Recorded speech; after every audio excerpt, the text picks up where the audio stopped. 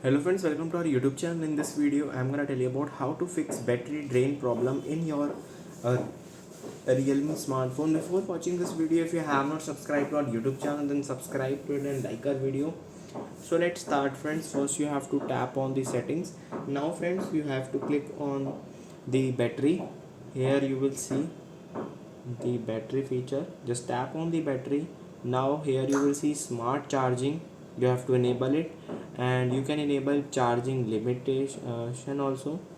And in smart charging, to slow down battery aging, your device learns from your charging habits and adjust charging patterns accordingly. When the battery level reaches 80%, it may automatically defer charging to 100% until shortly before you need to use it. And friends, you have to click on more setting. Here it is performance mode. You can just click on smart performance if you have chosen high performance mode, and here it is battery optimize use. You can just see this also, and here it is optimize standby and quick app freeze. You can freeze all the apps from here.